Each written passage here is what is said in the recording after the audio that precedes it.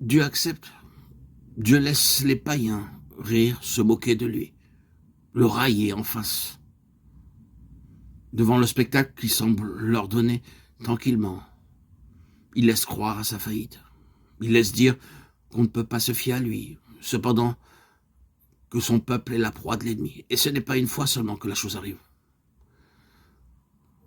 Jérusalem est foulée aux pieds et les passants s'en vont, disant « Ces gens-là ont mis leur confiance en Dieu. » Vous voyez donc le résultat. Ce que nous avons donc là, c'est Dieu s'exposant délibérément à l'opprobre par la manière dont il se comporte avec les siens, estimant que le but en vaut la peine et que ce n'est pas là payer trop cher le résultat qu'il cherche. Qui prétendra sonder les voies de Dieu? C'est toujours une erreur que de les apprécier suivant nos critères humains. Une catastrophe peut fondre sur nous, sans qu'il juge à propos de nous en protéger. Pourquoi?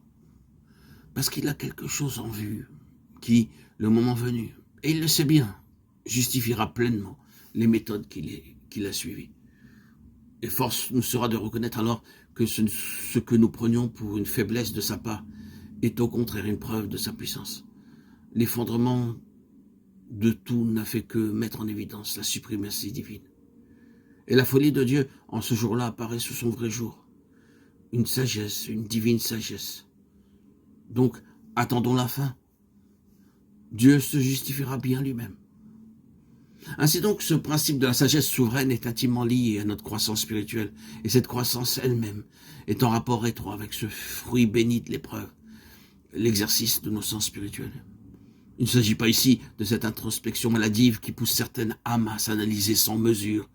Il y a des personnes qui tournent leur regard au-dedans, se livrant à une analyse détaillée de leur état d'âme, enregistrent consciencieusement toutes leurs réactions intérieures et s'imaginent ainsi exercer leur sens spirituel.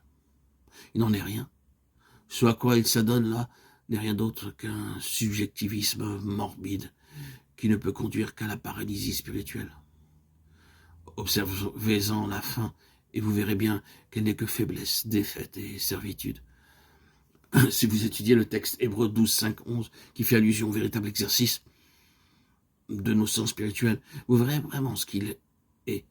C'est l'effet que produisent sur nous certaines expériences que nous traversons et qui sont d'initiative divine. Mon fils, ne méprise pas le châtiment du Seigneur. Tout châtiment semble d'abord un sujet de tristesse et non de joie. Mais il produit plus tard, pour ceux qui ont été exercés, un fruit paisible de justice. Ainsi exercé. Comment ainsi? Par le châtiment dont Dieu a pris l'initiative. C'est comme des fils que Dieu vous traite si vous supportez le châtiment.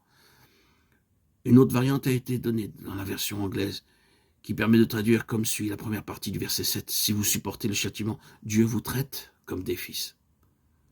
C'est parce que vous êtes des fils qu'il cherche à vous amener à la maturité. La rudesse des voies de Dieu, c'est cela qui exerce nos sens spirituels.